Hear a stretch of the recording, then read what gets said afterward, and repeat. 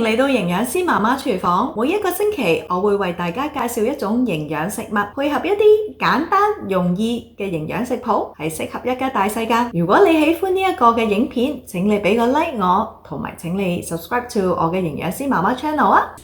今個禮拜會同大家講下米飯嘅，咁我會講下啦，究竟食飯係咪真係會肥啦？咁同埋我哋咧點樣可以係食飯食得健康啲嘅？同埋我會示範下我屋企煮嘅多穀米飯究竟係點嘅樣嘅咧？咁同埋點樣去揀呢一啲唔同嘅米咧，或者呢啲多穀米咧？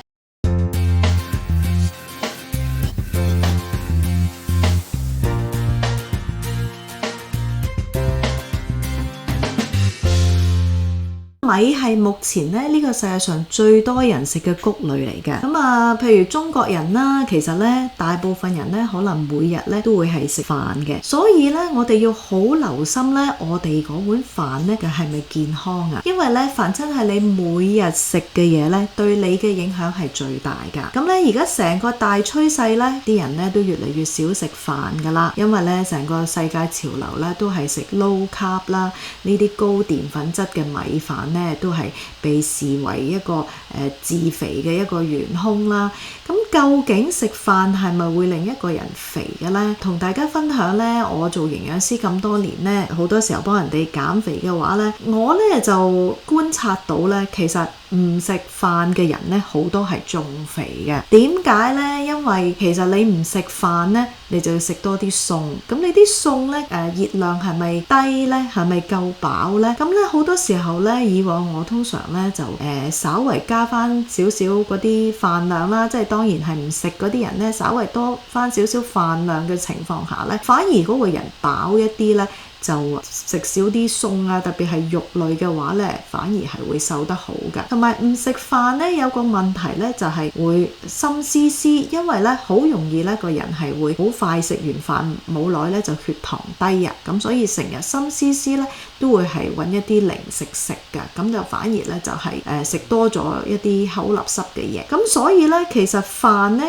本身係有一個功能嘅，就係咧令你係有一啲嘅飽感。不過我就同意㗎，其實成個大趨勢咧，飯咧真係唔能夠食得多㗎。一碗嘅白飯咧，大概200卡路里左右啦。其實咧，除非你係一個活動量好高嘅人啦，咁其實每一餐咧一碗嘅白飯咧，其實好多人咧都係消耗唔到嗰個熱量㗎。的而且確食得多係會肥㗎。咁一般咧，如果你係輕嘅運動量個人又唔係即係好中意運動啊，咁呢其實半碗至大半碗每一餐呢就好夠噶啦。咁至於食飯其實係咪有營養呢？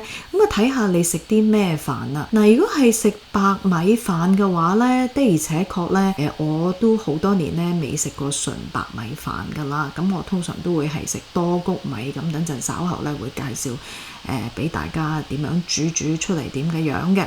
咁咧因為咧白米咧係攞走晒出邊嗰層糠嗰層 bran， 冇咗啲纖維，亦都攞埋嗰個米粒裏邊嗰層胚芽嘅。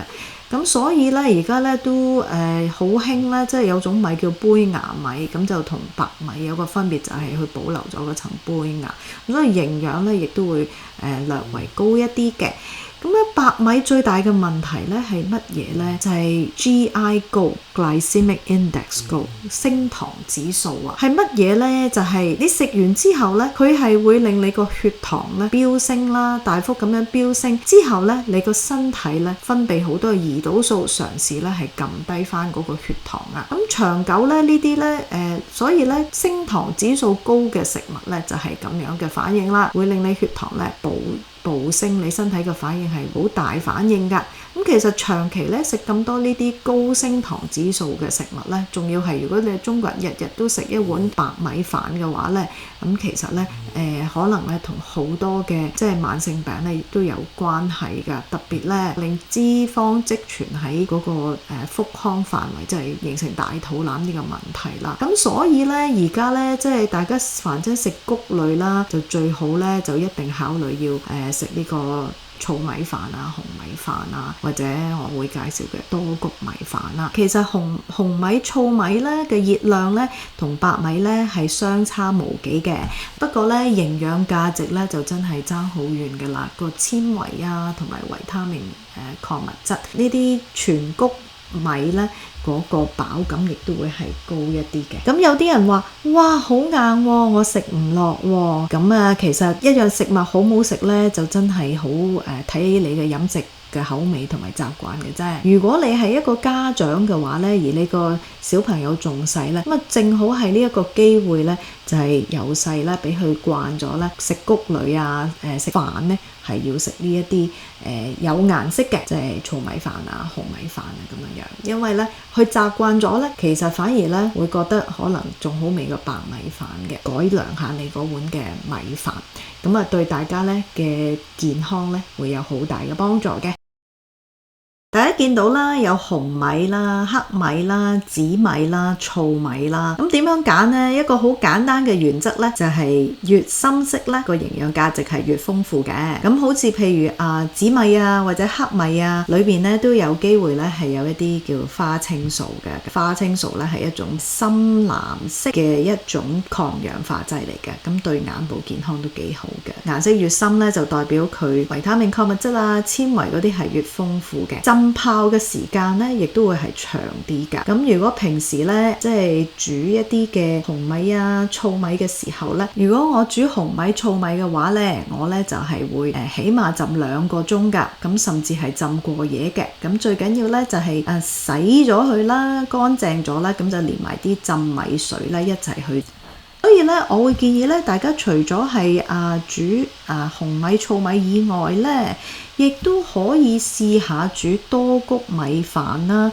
多穀米飯咧，其實叫咧就叫多穀米，其實裏邊咧就唔係話全部都係米嚟嘅，其實係好多第啲嘅穀類嚟嘅，譬如十穀米啦。咁有啲叫十穀米，有啲叫多穀米啦。好似呢一包咁樣，裏邊咧就係有oats啦、燕麥啦、white wheat 啦，即係小麥啦。咁barley、millet，咁呢啲咧，即係佢有唔同種類嘅穀類咧，咁所以營養價值係非常之高。咁大家睇下啦，同樣都係45克嘅份量啊，咁但係咧纖維係4克㗎，係嗰個白米嘅4倍嘅。大家揀呢一啲十穀米啊或者多穀米嘅時候咧，都留意下佢嗰啲粒粒咧係咪比較切得細一啲，因為咧同埋佢上面有冇寫住無需浸泡。我呢一包十穀米雖然上面冇寫住無需浸泡，但係你睇到咧佢裏邊嗰啲粒粒咧都切得比較細一啲，咁所以咧就煮起嚟咧就唔會話有好多好硬啊煮唔腍嘅穀粒喺裏邊，或者一啲嘅豆喺裏邊。大家就可以睇下呢啲多穀米個樣先至係去揀嘅。呢一個係另外一款嘅十穀米啦，大家睇到佢嗰啲粒粒咧就真係好大粒啦。咁我自己咧煮起嚟咧，我都覺得咧呢一包嘅米咧煮起嚟係有好多好大粒嘅豆啊，或者啲穀粒咧係未煮得腍啊。咁俾大家睇下我屋企嘅多穀米飯係點樣整啦。咁我咧都係大概係用半麥嘅多穀米，就另外咧係加麥半嘅白米嘅，咁所以咧係1:3嘅份量。咁呢個係當然按照大家屋企人接受嘅程度啦。咁冇乜技巧嘅，咁咧就咁倒晒落去，咁就煮啦嚇。咁大家睇到咧1:3個份量煮出嚟就係大概係咁嘅樣噶啦嚇。咁就如果大家開始嘅時候咧，可以個多穀米嘅份量可以少啲啦。我自己咧係好中意多穀米飯嘅，都可以有唔同嘅穀類嘅營養。多謝大家收睇。